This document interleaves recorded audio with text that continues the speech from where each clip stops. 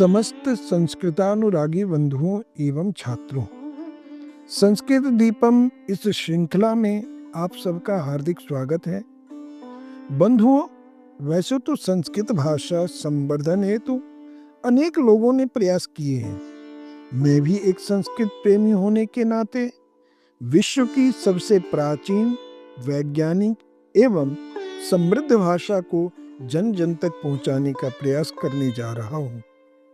मेरा यह प्रयास रहेगा कि इस भाषा को लोग सीखें, समझें, पढ़ें एवं बोलें। विशेष रूप से छात्र वर्ग इसका लाभ उठाएं। बंधुओं, आज हम नकारांत पुल्लिंग राजन शब्द का रूप 7 विभक्तियों में बनाना जानेंगे। इन शब्द रूपों का अर्थ कारक के चिन्ह के अनुसार ही किया जाता है।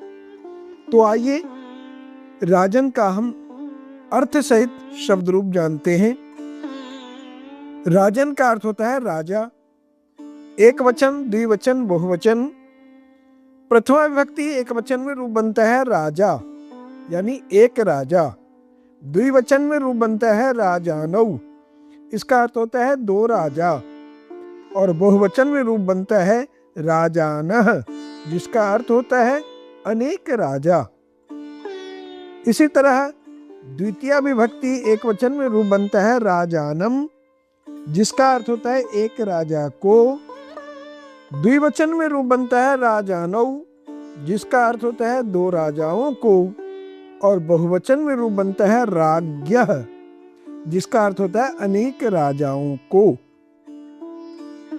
तृतीया विभक्ति एक वचन में रूप बनता है राज्ञा, एक राजा से या के द्वारा। द्विवचन में रूप बनता है राजभ्याम, जिसका अर्थ होता है 2 राजाओं से या 2 राजाओं के द्वारा। और बहुवचन में रूप बनता है राजभिः, जिसका अर्थ होता है अनेक राजाओं से या अनेक राजाओं के द्वारा।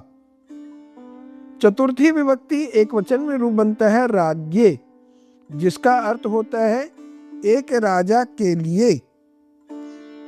द्विवचन में रूप बनता है राजभ्याम, जिसका अर्थ होता है 2 राजाओं के लिए। और बहुवचन में रूप बनता है राजभ्यः, जिसका अर्थ होता है अनेक राजाओं के लिए। पंचमी विभक्ति एक वचन में रूप बनता है राज्ञः, जिसका अर्थ होता है एक राजा से, दूर होने अर्थ में या डरने अर्थ में।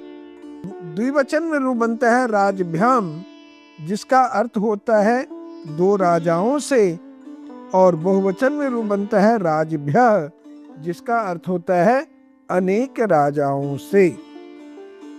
षष्ठी विभक्ति एक वचन में रूप बनता है राज्ञः, जिसका अर्थ होता है एक राजा का। द्विवचन में रूप बनता है राज्ञोः, जिसका अर्थ होता है 2 राजाओं का। और बहुवचन में रूप बनता है राज्ञाम, जिसका अर्थ होता है अनेक राजाओं का। सप्तमी विभक्ति एक वचन में रूप बनता है राज्ञी, जिसका अर्थ होता है एक राजा पर या एक राजा में। द्विवचन में रूप बनता है राज्ञोः, जिसका अर्थ होता है 2 राजाओं पर या 2 राजाओं में। और बहुवचन में रूप बनता है राजसु, जिसका अर्थ होता है अनेक राजाओं पर या अनेक राजाओं में। संबोधन में रूप बनता है हे राजन, यानी हे राजा। द्विवचन में हे राजानौ, हे 2 राजाओं। और बहुवचन में रूप बनता है हे राजानः, हे अनेक राजा।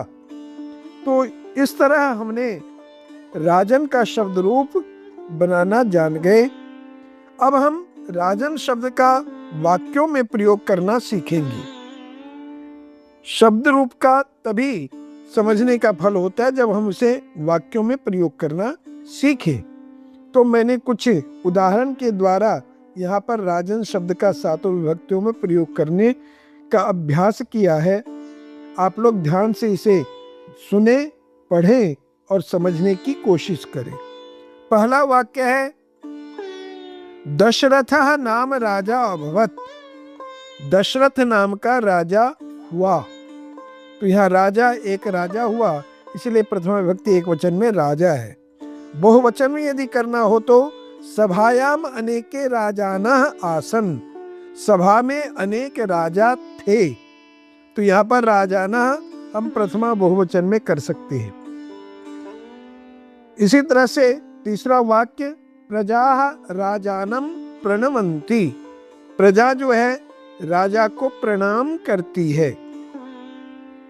चौथा वाक्य है मंत्री राज्ञा सह वार्तालापम करोति, मंत्री जो है राजा के साथ वार्तालाप करता है। तो जिसके साथ वार्तालाप की जा रही है उसमें तृतीया विभक्ति का प्रयोग हुआ। जनता राज्ञे धनम ददाति, जनता जो है राजा को धन देती है या राजा के लिए धन देती है। अस्माकं देशस्य राज्ञः शत्रवः भीताः सन्ति, हमारे देश के राजा से शत्रु भयभीत हैं। तो राज्ञः में यहाँ पर पंचमी विभक्ति है, जिससे डरता हो कोई तो उसमें पंचमी विभक्ति का प्रयोग किया जाता है। तो यहाँ पर राज्ञः में पंचमी विभक्ति का प्रयोग हुआ है। विपत्ति काले सर्वाः प्रजाः राज्ञः समीपम गच्छन्ति, इसका मतलब है विपत्ति के समय में सारी प्रजाएं जो है राजा के पास जाती हैं।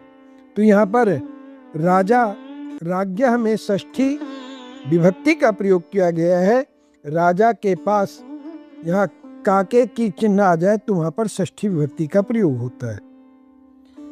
प्रजा राज्ञी विश्वासम कुर्वन्ति, प्रजा जो है राजा पर विश्वास करते हैं। तो यहाँ पर राज्ञी में सप्तमी विभक्ति एक वचन का प्रयोग किया गया है। और हे राजन रक्षमाम, हे राजा मेरी रक्षा करो, तो इस तरह से संबोधन वाक्य में हम हे राजन पद का प्रयोग करेंगे।